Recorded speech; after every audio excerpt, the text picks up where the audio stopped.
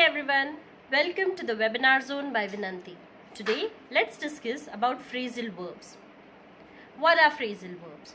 Phrasal verbs are the phrases with combination of verbs and prepositions, verbs and adverbs, or verbs and prepositions and adverbs. Now this brings me to the question, what are phrases? Phrases are the group of words which do not express a complete thought.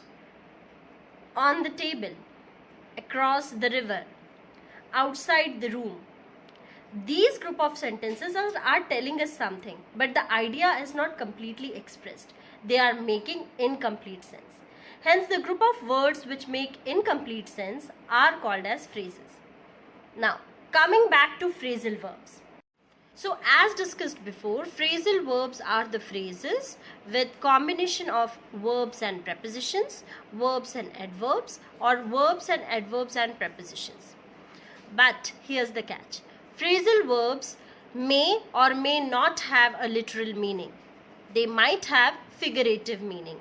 Now what is this literal and figurative meaning? Literal meaning is what exactly the words mean, the word-to-word meaning. And figurative meaning means what the words want to convey you through various figure of speeches such as metaphors, similes, personification, and so on and so forth. So let us consider a few examples. Let's take an example of a phrasal verb, look after. Here look means to see and after means the following time or the time which will be following. But the meaning of the phrasal verb look after has a figurative meaning, that means to take care of. I need to look after my daughter after her classes. It means I need to take care of my daughter after her classes. Let's consider a few more examples. Get into. Now this phrasal verb get into has a literal as well as figurative meaning. I used the keys to get into the house.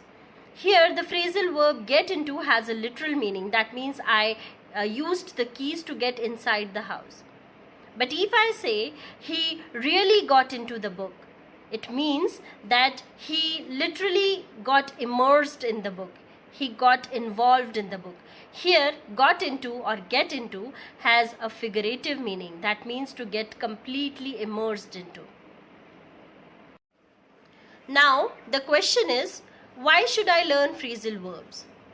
There are more than 10,000 phrasal verbs in English language, and when you talk about fluency, you must learn these phrasal verbs because they will help you in speaking flawlessly. Now, how to learn these phrasal verbs? I would suggest you that learn these phrasal verbs according to the topic and not according to the prepositions and adverbs.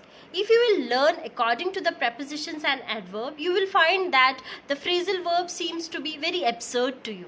But if you will learn according to the topic, they will be definitely helpful to you.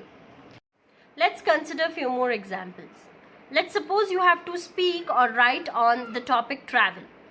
If you browse the topic travel, you will get many phrasal verbs related to travel. Get away, set off, drop off, take off, check in, check out, and so on. These phrasal verbs will help you to draft your writing or will help you to speak in a concise and flawless manner. In the similar way, if you try to browse the topics according to the prepositions or adverbs, although you will get many, but you will not be able to use them according to your context. Hence, using phrasal verbs or learning phrasal verbs with topic is more helpful than learning it with them with prepositions and adverbs. That's all from my side. I hope this helps. Happy learning!